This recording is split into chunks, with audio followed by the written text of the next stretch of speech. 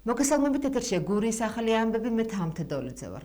მომავალ კვირას სტრასბურგში შესაძლოა ევროსაბჭოს საპარლამენტო ასამბლეაში ქართული დელეგაციის უფლებამოსილების ცნობის საკითხი განიხილონ. დელეგაციისთვის უფლებამოსილების შეჩერება ნიშნავს, რომ მათ ევროსაბჭოს საპარლამენტო ასამბლეაში საკომიტეტო და სასესიო ფორმატებში მუშაობა შეეზღუდებათ. რა მოლოდინებია აღნიშნულთან დაკავშირებით მმართველ გუნდსა და ოპოზიციაში. ისინი კომენტარებს აკეთებენ.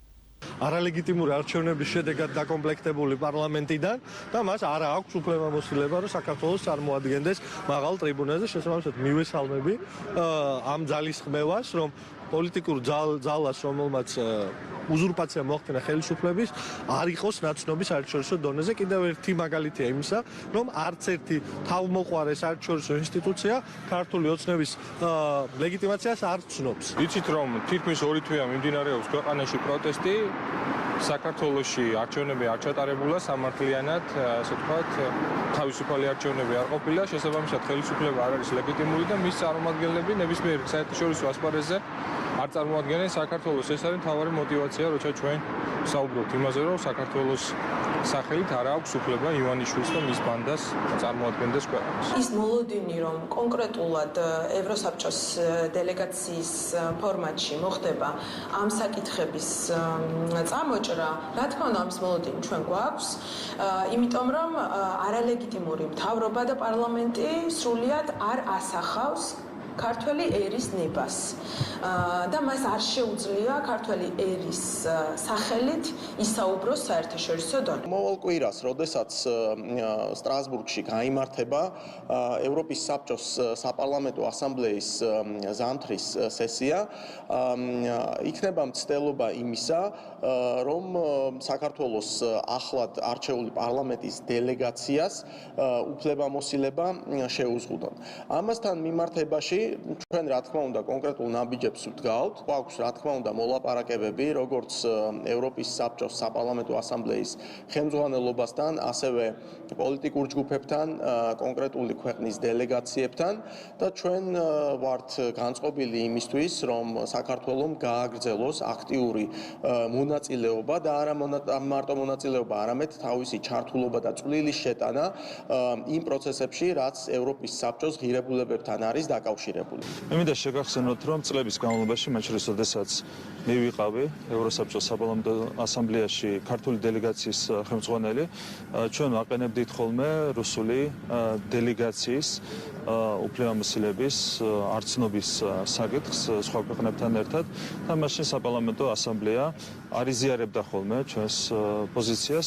დღეს აბსოლუტურად ღიმილის მომგვრელია, როდესაც პრორუსულობის საბაბით რადიკალური ოპოზიცია და მათი პატრონები ცდილობენ ქართულ დელეგაციას შეუჩერონ მანდატი. რა თქმა უნდა, ასეთი ინიციატივები არის აბსოლუტურად ანტიქართული, თუმცა ამითაც ვერავით არ ზიანს ისინი საქართველოს ეროვნულ ინტერესებს ვერ მიაყენებენ. როდის გასაჯაროვდება დოკუმენტი, რომელიც ოპოზიციურ პარტიებსა და სალომე ზურაბიშვილის კონსულტაციების შედეგად უნდა მომსადდეს, ისევ მსჯელობის საგანია. საუბარია დოკუმენტზე, რომლითაც ხელისუფლების ოპონენტებმა ახალი არჩევნების დანიშნის შემდეგ უნდა იხელმძღვანელონ. ოპოზიციურ პარტიებში აცხადებენ, რომ საერთო მიზანზე თანხმდებიან, თუმცა ამ მიზნამდე მისასვლელი გზები ჯერ ისევ განხილვის საგანია. რაც შეეხება მმართველ გუნდს, ხელისუფლების წარმომადგენლები ოპონენტებს ახსენებენ, რომ 2024 წლის საპარლამენტო არჩევნები შედგა და ხელახალი არ იქნება. სალომე ზურაბიშვილის ინტერპარტიულ ფორმატში, სადაც ჩვენ თანამშრომლობთ და ვმუშაობთ, ეს არის დინამიური ხანგრძლივი პროცესი. ამ ეტაპზე ისევ და ისევ მიმდინარეობს ხედვების გაზიარება ერთმანეთში და ის ხედვები, რომლებიც ჩვენს პოლიტიკურ ძალას აქვს, გვინდა რომ იყოს გათვალისწინებული და მუშაობთ ამ მიმართულებით. მიმდინარე პროცესია. ეს ყველაფერი საერთო ჯამში ემსახურება რეჟიმის დამარცხებას და საქართველოს დაბრუნებას იმ ევროპულ გზაზე, რომელიც იყო ჩვენი წინაპრების არჩევანი და რომელსაც შეეწირა ძალიან ბევრი ჩვენი თანამემამულე. ეს არ არის ხელისუფლებისთვის ბრძოლა. ეს არის საქართველოს გადარჩენისთვის ბრძოლა, იმიტომ რომ კლეპტოკრატები, ასე ამბობენ, შეიძლება უყართ ესე თქვა, კლეპტოკრატი ნიშნავს გულისთვის ყველაფერზე ხელის მომწერს, ყველაფრის მკადრებელს. აი ესეთი ხელისუფლება გვყავს. პროპაგანდის მიზანია წარმოადგინოს თითქოს გეგმა არ აქვს ოპოზიციას, პრეზიდენტმა არ იცის რას აკეთებს ოპოზიცია. ძალიან კარგი სამუშაო გეგმაც გვაქვს. მუშაობთ, გეგმა არის ის, რომ ყოველდღიურად ათასობით ადამიანი იკრიბება ქუჩაში და აქ არის პროტესტი, აი ამაზე უკეთესი გეგმა არ არსებობს. თქვენ გახსოვთ წინა საარჩევნო მთავარი ღონისძიება, როცა ჩატარდა თავისუფლების მოედანზე, იქაც კი ვერ გამოჩნდნენ ოპოზიციის ლიდერები. ახლა არის მათ მიერ ორგანიზებული საპროტესტო აქციები, თუმცა იქაც კი ვერ ჩნდებიან. იმდენად დისკრედიტირებულია ოპოზიცია, რომ რა თქმა უნდა, მათ არც ერთ გეგმას არ უწერია განხორციელება. ეს არის პირველ რიგში იმის შედეგი, რომ რადიკალურ ოპოზიციას არ აქვს ხალხის ხარდაჭერა. თან ამტკიცებენ, რომ სინამდვილეში თითქოს მათ მოიგეს არჩევნები და თან ხალხთან გამოჩენისაც კი რცხვენიათ. ასეთ დროს ხედავთ რამხელა აბსურდში არის შესული რადიკალური ოპოზიცია.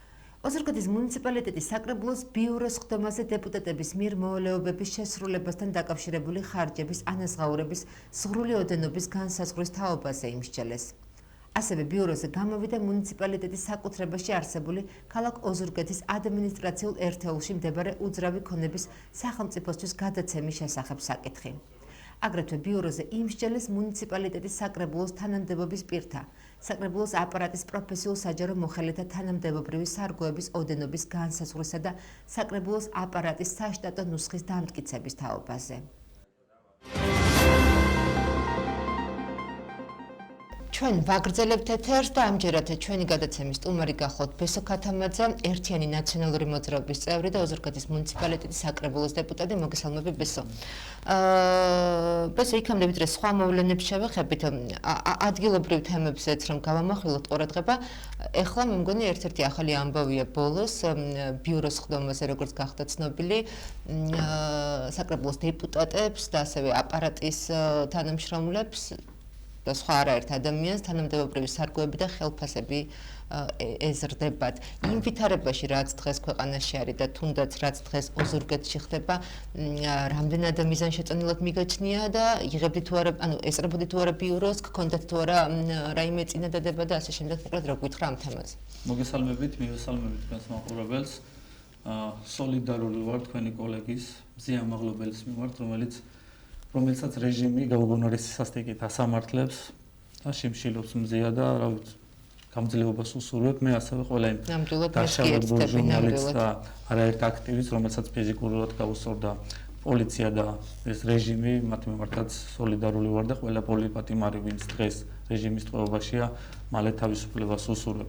რაც შეეხება ახლა ოზურგეთისთვის მიმდინარე პროცესებს, რაც საკრებულოზე ხდება, ანუ ხელფასების დამტკიცება წინა გასული წლის ბოლოს საკრებულოს ხდომაზე მოხდა, როდესაც საკრებულოს თანამდებობის პირებს გაეზარდათ ხელფასი, ეს იქნება საკრებულოს თავმჯდომარე, მერი, მოადგილეები, კომისიის წევრებს გაუხდათ ხელფასი ფაქტიურად 3000 ლარზე მეტი და ამ დროს ჩვენ მუნიციპალიტეტში ერთი პრობლემა გვაქვს, მაგრამ ერთის მხრივ საგულისხმო ისიც არის, რომ ეს ხელფასების გაზრდა ქართულ ოცნებას იმისთვის ჭირდება, რომ მიმდინარე ინფლაციის ფონზე ანუ ფასების მატების ფონზე, ანუ თავის აქტივს ერთგულ მხარდაჭერებს უჭერებს უფასებს ოცნების ხელისუფლება იმას, რომ გადასახადების გადამხდელების ხარჯზე ინახავს ამ აქტივს, რომელიც ანუ ყველაფერზე მიდიან შემდგომში მათთვის ახლა ფაქტობრივად ეროვნული ბრძოლის სიმბოლოდ იქცა, რაც ახლა ქუჩაში ხდება არაერთი თვეა და ეს მიზანი რომ მიაღწიოს ქვეყანამდე ეს თავისუფლებისთვის სწრაფვა და დემოკრატიული პროცესი განვითარდეს, ამის შესაკავებლად რომ საჯარო სამსახურები არ ჩამოიშალოს, ოცნება უზრდის ხელფასებს.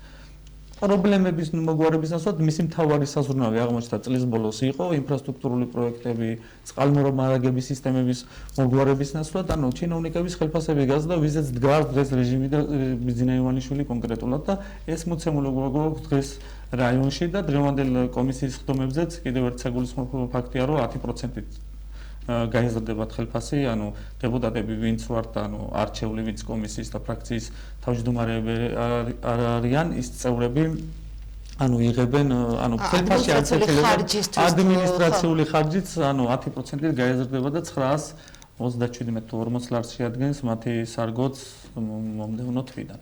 კი ბატონო, გასაგებია. მოდი მიმდინარე მოვლენებს რომ შევეხოთ, ირაკლი კობახიძემ გვახსოვს ჩვენ მისი განცხადება, თქვა რომ 20 იანვრამდე არ გასტანდა პროტესტი, რომელიც დღეს მიმდინარეობს ქუჩებში. რა სიტყოდი მომდევნო მოვლენებზე პროტესტთან დაკავშირებით, ჩვენ ნახეთ გუშინ თეატრის პერფორმანსი, ხედავთ ყოველდღე გადაკეტილ რუსთაველის გამზირს, თუმცა ამ ყველაფერში ძალიან საინტერესოა ოპოზიციური პარტიების და პოლიტიკოსების წილი. რა გეგმებით ხართ, რას აპირებთ და რა წილი შეიძლება ჩადოს ამ ყველაფრის პროტესტის სასარგებლოდ განვითარებაში ოპოზიციურმა პარტიებმა. ამას იმიტომ ვამბობ, რომ ერთგვარად საზოგადოებას აქვს იმის განცდა, რომ ქუჩაში არიან მოქალაქეები, რიგითი მოქალაქეები თავიანთი პროტესტით. ცხადია მიმდინარეობს დაჭერებიც პოლიტიკოსების, ოპოზიციონერების მიმართ და შევიწყებება, მაგრამ თითქოს და არის საუბრები, რომ თითქოს დისტანცირებულები არიან ერთგვარად პოლიტიკოსები ამ პროტესტისგან და არის ხოლმე მოლოდინები, რომ პოლიტიკოსებმა უნდა გააკეთონ უფრო მეტი, ვიდრე აკეთებენ. რას ფიქრობ ზოგადად აი ამ მოსაზრებებზე? ანუ მიმდინარე პროცესებს თუ შევხედავთ, რომ დავიწყოთ ოცნების პრემიერ-მინისტრის ეგრეთ წოდებულ არალეგიტიმური პრემიერის განცხადებაზე, ანუ მათი მოლოდინების ერთად ამ ცუდარია.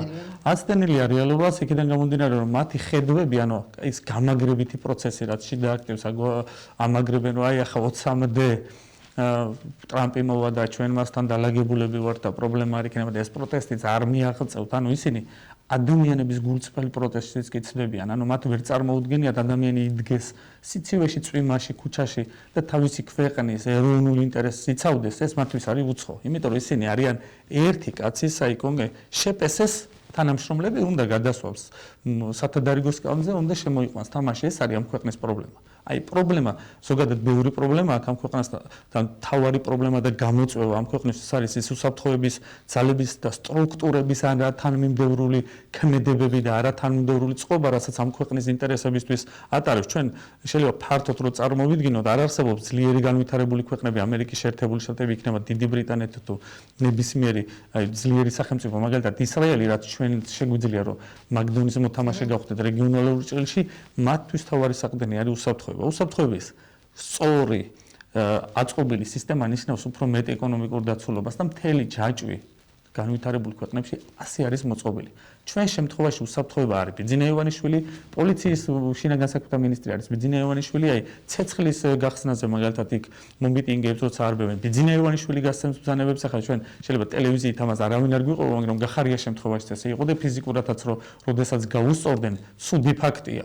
მაგრამ იმ ადამიანებს დაიცვა ეს, როდესაც 20 იუნის ადამიანებს თვალები დათხარეს. ეს არის რომ ერთი კაცის ხუშტურებზეა და მე უფრო მეტიც, მე ყოფილი სამხედრო ვარ და თემას რო გადავუხვიო 2007 წლის 7 ნოემბერს, როდესაც აქციის დარბევა მოხდა, აი ქართულ ბანკმა მოიტანა კეისი და ქეშად ურიგებდნენ ჯარისკაცებს, რომლებიც აქციის დარბევაშიც კი არ იყვნენ.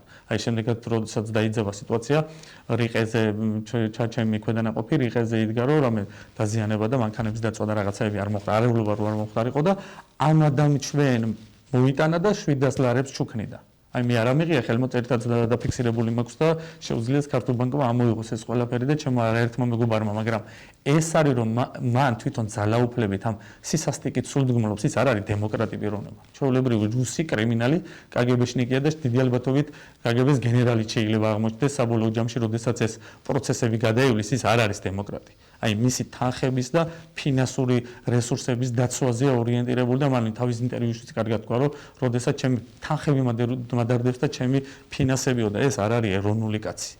როდესაც ამდენი გამოწვევა ქვეყანას საარჩევნო ციკლში მომდევნო უსაფრთხოების დეოკუპაციის პრობლემა გამყოფი ხაზი და ადამიანებს წაცებენ ის კონკრეტული პირი თავის ფინანსების დაცვაზეა და რა ეროვნულობა და რა იდეოლოგია უნდა მოვთხოვოთ. მათი იდეოლოგია არის რუსული ჰიბრიდული ომის მსგავსი გერასიმოვის დოქტრინა არის და ამ დოქტრინის ფარგლებში მოქმედებს ის და თქვენ თავარ კითხვაზეც როცა გადავიდეთ ანუ ოპოზიციის ჩართულობაზე. აი აქციის დაგახარაც ისაუბრეთ მაგალითად ხო იმ მოქალაქეებისთვის ეს პროტესტის მხარეს. ანუ ეს თუმცა მათთვის მნიშვნელოვანია უკვე თქვენი როლი. ანუ ჩვენი როლი თუ არჩევნების დასრულების შემდეგ ჩვენ ქუჩაში ვიდექით. არ ჯეროდა ბევრს თანამოაზრეს, ბევრ ადამიანს ვინც დღეს ქუჩაშია, რომ ესენი არ გადაუხვევდნენ კურსს, არ ვიქნებოდით იზოლაციაში, არ იქნებოდა ეს პრობლემები, რაც ზოგადად დღეს რა მოცემულობაშიც ქვეყანად ვართ დღეს, ანუ გარე სამყაროსგან სრულად უწყდებით, იმიტომ რომ არ ანუ დარეგისტრირდა სენატში კანონპროექტი, სადაც არ აღიარება არიან ჩვენს ეგრეთ წოდებულ არალეგიტიმურ თანხმობას არავინ არ აღიარებს, ანუ ვინ ყავს დღეს მეგობრები.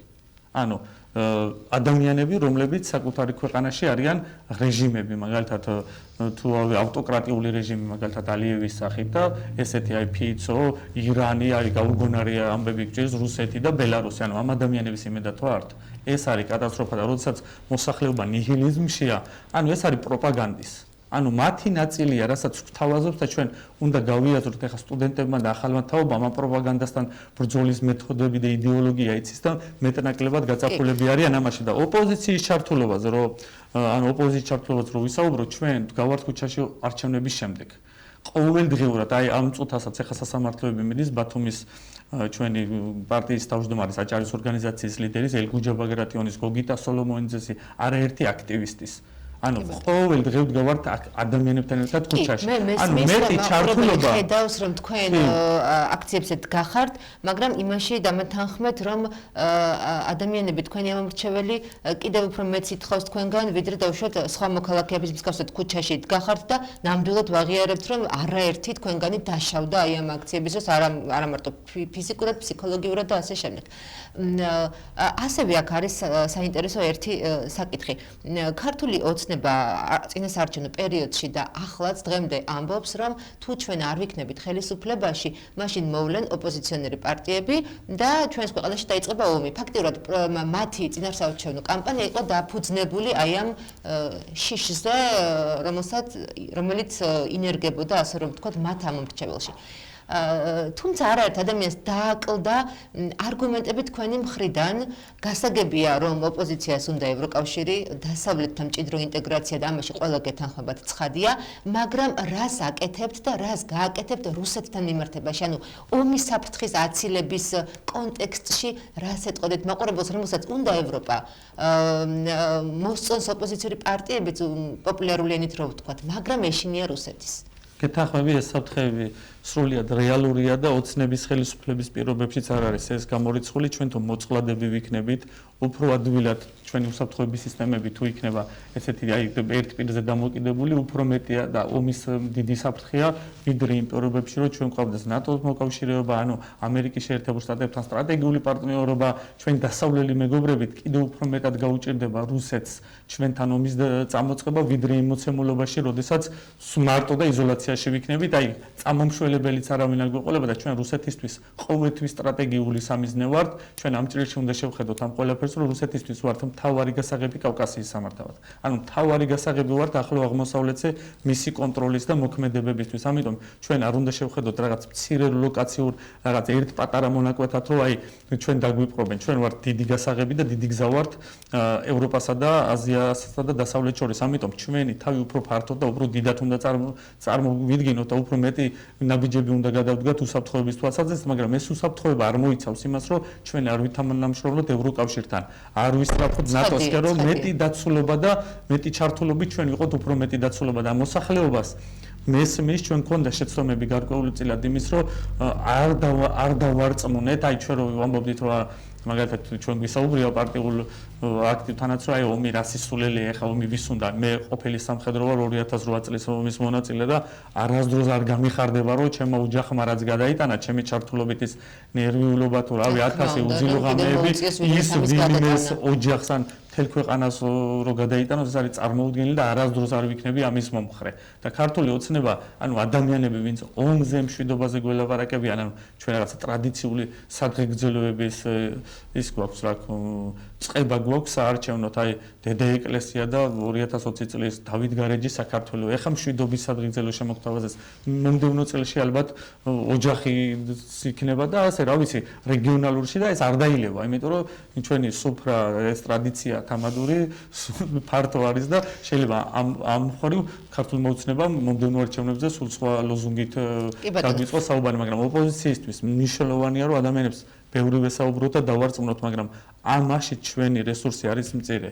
იმიტომ რომ ჩვენ თუ შევხედავთ ბიზნეს ელიტას, კორუფციულ ბიზნეს ელიტას, აი ჩვენს მოცემულობაში გურიის მასშტაბით, ვინც ტენდერებში არიან ჩართულები, ვინც სახელმწიფოსგან საზრდოებენ, ის ადამიანები მილიონობით ლარს წირავენ ოცნებას, ამ მილიონობით ლარის შემდეგ საარჩევნო უბნებზე მათი ჩართულობა მაღალია, იმიტომ რომ მათ ყავთ ადამიანები დასაქმებული, მათთან გარიგებული ტენდერებით, კორუფციული გზებით ის ადამიანები ყიდულობენ თითოეულ ამომრჩეველს. ანუ ეს არც დემოკრატია არის, არც მშვიდობაში ჯდება და არც იმოცემულობაში, რომ ოპოზიციამ რამეში დაარწმუნოს, იმიტომ რომ მედია რესურსი, რაც ქართულ ოცნებას აქვს, ეს პროპაგანდისტული და ადამიანებს ყოველდღე სიცრუით კვებავს. ამასთან უფრო სხვა მეთოდით, სხვა იდეოლოგიით არის დასაპირისპირებელი და ოპოზიციამაც უნდა გადახედოს თავის როლს, თავის ფუნქციას ამ ისტორიულ ჯამში, რომ ადამიანებთან უფრო მეტად მიიტანოს ის სათქმელი, ვიდრე საბრძოლოებით მშვიდობა. მშვიდობა უნდა ყველას, განვითარება უნდა და კეთილდღეობა უნდა ყველა ოჯახს, მაგრამ ისი არა რომ მშვიდობა სიძახეს ქართული ოცნება და შემდეგ ათასობით ადამიანს ქუჩაში აი ძალადობრივი სისასტიკით უსწორდება და ანადგურებს. კი ბატონო, ბოლო შეკითხვა მექნება, ბესო, არჩევნები ახსენე. რას ფიქრობ არჩევნებთან დაკავშირებით? რამდენად არის არა ცხადია სურვილისთანაც რეალური, რომ ხელახალი არჩევნები ჩაინიშნოს საპარლამენტო. თუმცა აქვე კარგი და ცუდი სცენარის, ორივე სცენარის შემთხვევაში ჩვენ წინ გვაქვს ადგილობრივი თვითმმართველობის არჩევნებიც. ამ მიმართულებითაც რას ფიქრობთ? საინტერესოა, ჩემი პირადი აზრია მაგალითად, რომ ოპოზიცია წინასაარჩევნო პერიოდში მაინდა-მაინც მომზადებული არ იყო. მაგალითად, როცა ჩვენთან მოდიოდნენ თქვენი კოლეგები, ოპოზიციონერი პოლიტიკოსები, როცა ჩვენ ვეკითხებოდით მათ, რომ რას ფიქრობენ კონკრეტულ პრობლემებზე გურიის რეგიონში, როგორ უნდა გადაიჭრას ესა თუ ის საჭიროება ადამიანების, ხო? ძირითადი პასუხი იყო, რომ ჩვენ მოვიგებთ არჩევნებს, შევალთ ევროკავშირში და ეს ყველაფერი თავისთავად იქნება, ანუ წყალი იქნება, შუქი იქნება, ფული იქნება, მაღალი პენსიები იქნება.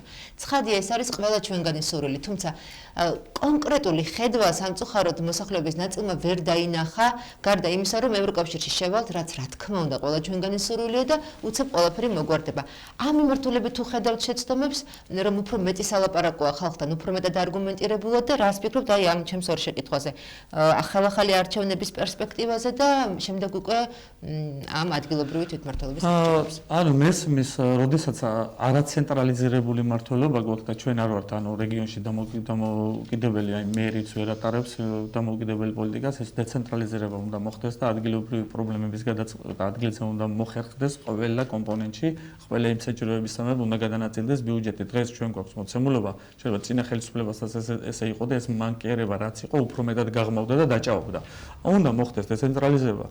ადამიანებმა ადგილზე უნდა შეეძლონ თავისი ბიუჯეტის გადანაწილება, რის დასანაცვლოდ ვიღებთ ჩვენ დღეს რას? აი 100,000 ლარიანი ტენდერსაც რო აცხადებს მუნიციპალიტეტი თბილისიდან თუ არ დარეკა კონკრეტული მითითებები არ მის, ანუ ეს ანუ ოფიციალურ დონეზეც გადასახადების დიდი ნაწილი ცენტრში მიდის, ანუ დეცენტრალიზაციის პრობლემა არის. ჩვენ ანუ ძირითადად მაინც ძირითად ნაწილში ფინანსური შემოსავლობებზე მაინც ცენტრალზე ვართ დამოკიდებული, იმიტომ ჩვენი ბიუჯეტი არ არის. ესე არ არის ახლა დიდი საწარმო ქარხანები აქვს და ის მოცემულობა, როდესაც ბიუჯეტი შეიძლება კონდეს 100 მილიონი.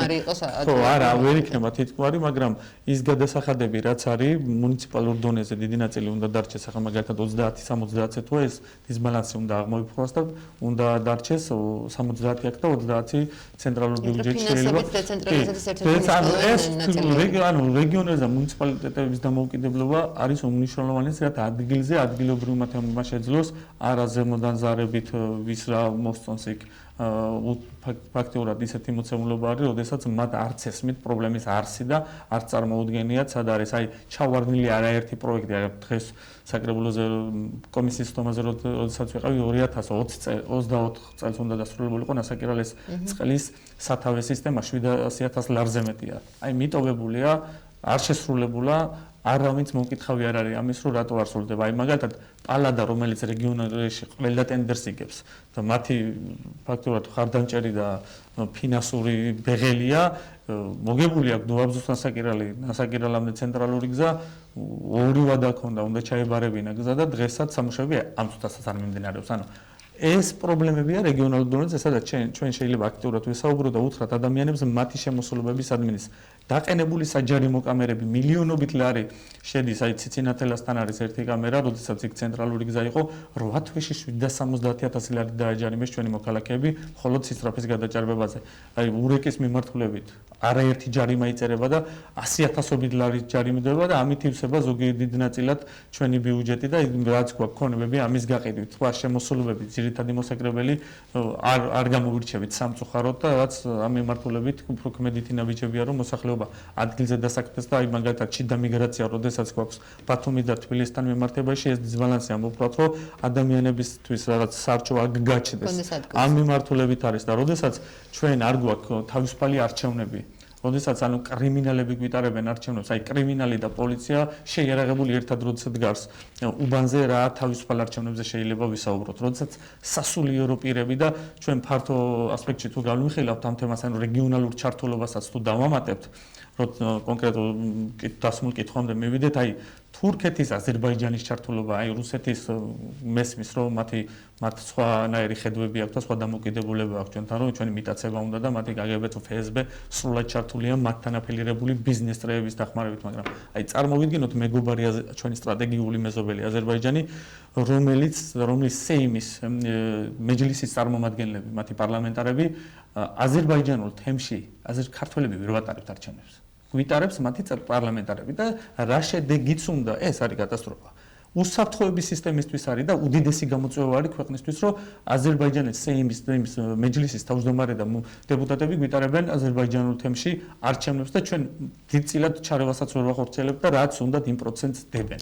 შეიძლება ვიღაცამ თქვა წინაზეც იყვნენ ეს ადამიანები, მაგრამ ეს არის პრობლემა ამ ქვეყნისთვის. როდესაც ვსაუბრობთ ეთნიკურ უმცირესობაზე, აი ირანის ჩართულობაზეც აი უსაფრთხოების სისტემა სხვა აქვს, აი მათი წარმომადგენელი რელიგიური პირები, აი შეიხები, ვისაც უწოდებენ, ანუ სასულიერო პირებს. მილიონები დოლარი იხარჯება ამათთან მიმართებაში და მათი ჩართულობაც არჩევნებზე ასევე იყო. ასევე იყო თურქული მხარის ჩართულობაც სასულიერო პირებთან მიმართებაში, რომლებიც საარჩევნო უბნებზე იდგნენ და პრაქტიკულად მოწოდებებით იყვნენ დაგავებული თუ ვისთვის უნდა მოეცათ ხმა, აი კრიმინალთან, ქუჩის პანასთან და რა ვიცი, პოლიციელებთან ერთად ამაზრზენის საყურებელია, როცა დემოკრატიულობაზე ვსაუბრობთ, სრულიად ახალი თვისობრივად სხვა საარჩევნო ტიპის ქვეყანა გავხდით, რომელიც აცდენილია ყველა იმ საკანონმდებლო ნორმას რაც გვაქვს და ახალი არჩევნების მოლოდინი რა უნდა იყოს? ახალი არჩევნები შეიძლება ჩატარდეს იმ პირობებში, როდესაც არ იქნება ცენტრალური საარჩევნო კომისია ცენტრში ითვლის. ადგილობრივ დონეზე არის გაყალბებები, უბნის კომისიის თავმჯდომარეები, აი რასაც დადიან და დღეს საუბრობენ მოსახლეობაში თუ როგორი манипуლირებით ჩაატარეს არჩევნები და როგორ გააყალბეს, ეს ადამიანები უნდა დაიკითხონ ყველა და ამის დრო მოვა და მე მათ მოუწოდებ, რომ დროულად გააკეთონ განცხადებები, რაც დააშავეს ამ ომებზე. ყველა მათგანი იყო თავარი გამყალბებელი და ინიციატორი და აი წამხალისებელი თუ როგორ რა უნდა მომხდარიყო და შემდეგ მოდის ეს კომისია, ოლქი და ცენტრალური საარჩევნო კომისია, მაგრამ ეს ძალა არის ესეთი. ამას ვერ შეცვლი. ეს ადამიანები თუ არ გავიდნენ ამ სისტემიდან, სხვაგვარად დემოკრატიულ არჩევნებს აზრი არ ექნება. და მოკლებულია იმ საღაზს, რომ ჩვენ არჩევნები დანიშნონ და ჩაგიტაროს ბიძინა ივანიშვილმა კრიმინალმა, როგორ უნდა ჩაგიტაროს დემოკრატიული არჩევნები, როცა თავისი ფინანსების დაცვაზე, შემოტანაზე და უზრუნველყოფაზეა ადამიანი აი ამბობს, რომ სულ ჩემი ქველმოქმედება 700 მილიონი დოლარის მიწავა შეკვეთილში, სადაც პარაგრაფია, მისი საცხოვრებელი სახე და მიმდებარე ტეტო ერთ ლარად ვაჩუქეთ.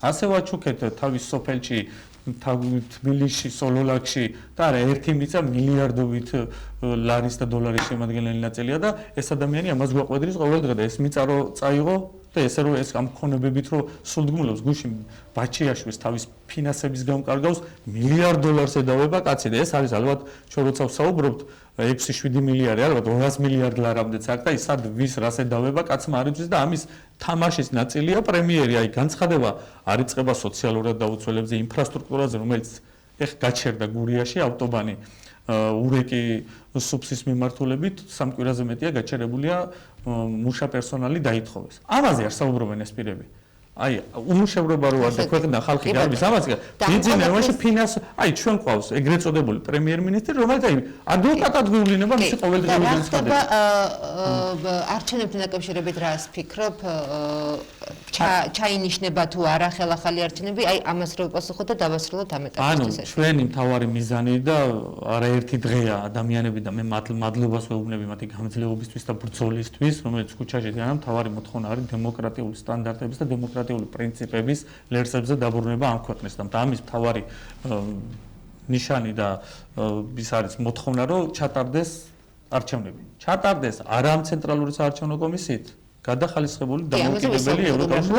მოლოდინი ეს არ არის მარტივი პროცესი, მე მინდა უთხრა თქვენს მაყურებელს და იმ ადამიანებს ჩვენ ვართ, ძალიან რთულ პროცესში, რომელსაც საგარეო წნეხიც აწვება ამას, ბიზნეს ივანიშვილის საგარეო ვალდებულებები და ბრძოლა მოგვიწევს შეიძლება თვეობით.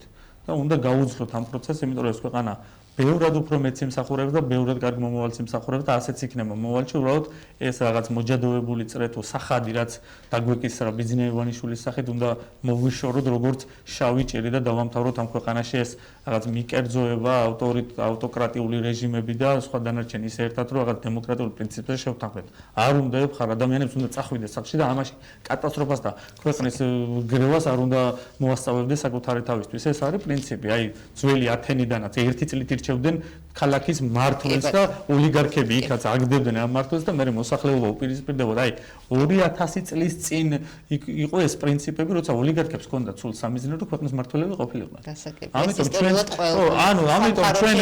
ჩვენთან ეხა დაგვიდგა ეს რეალობა და ეს რეალობა ჯერავ რომ ამ ჩვენი ბრძოლით, მონდომებით, აი გაუტეხელი, აი მადლობა მსახიობებს რა ადამიანებით გარან ქუჩაში, მსახიობები, რეჟისორები, კინო, სტუდენტი, თეატრი, აი ყველა ის ადამიანი, აი და ყველას დიდი მადლობა იმისთვის, რომ დაუღალავთ ამ ქვეყნის სამსახურში დგარან, რაც უმნიშვნელოვანესი პროცესია იმისთვის, რომ ეს ბრძოლა გამარჯვებამდე მივიდეს. კი ბატონო და მადლობა შენ ასევე და მაყურებელს ვეთქვი, რომ ჩვენ საუბრობთ ფესო ქათამაძესთან ერთად, ის გახლავთ ერთიანი ნაციონალური მოძრაობის წევრი და ოზურგეთის მუნიციპალიტეტის საკრებულოს დეპუტატი. ახლა კი ჩვენს ეთერში სტუდია ვაშინგტონის დროა.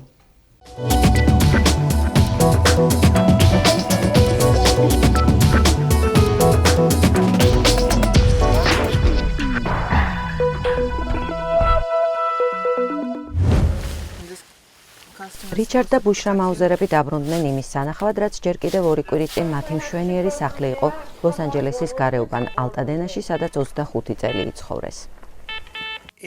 თითქმის შეუძლებელია იქ მისვლა და რამის პოვნა. როდესაც რამის პოულობის უბრალოდ დამდნარია. ყველა ლითონი ერთმანეთშია შემდნარი. იქ მაღალი დონის აუდიო აპარატურა მქონდა და ვფიქრობდი შეიძლებოდა რაღაც ნაწილი გადარჩენილიყო, რაღაც თუნდაც ნაწილობრივ მთელი. მაგრამ რაც უფრო მეც ვეძებ, ხვდები რომ ყველაფერი ერთ გადამდნარ ჯართად იქცა.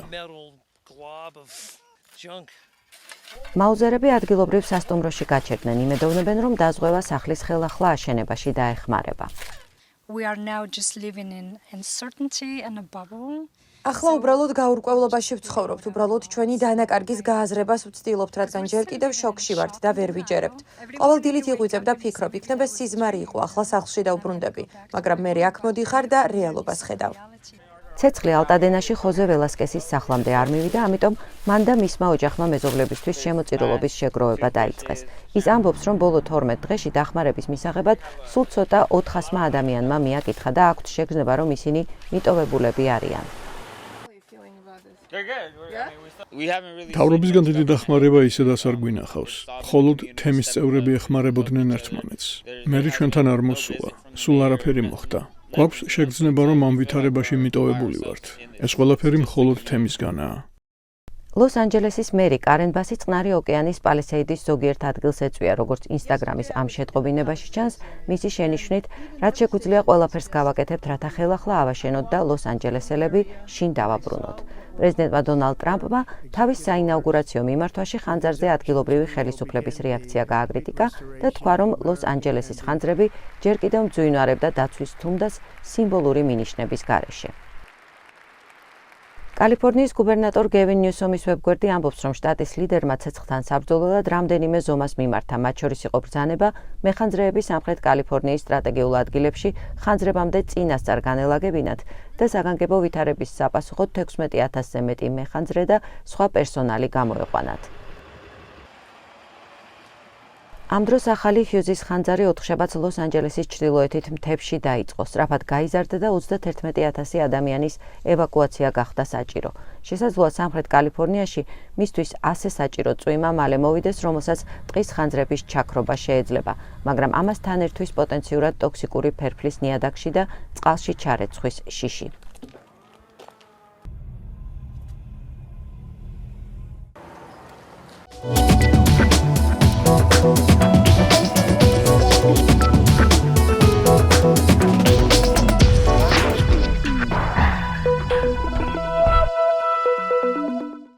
დღეისათვის სულ ეს გახლდათ, მე მომავალ შეხვედრამდე გემშვიდობებით, კარგად ბრძანდებოდეთ.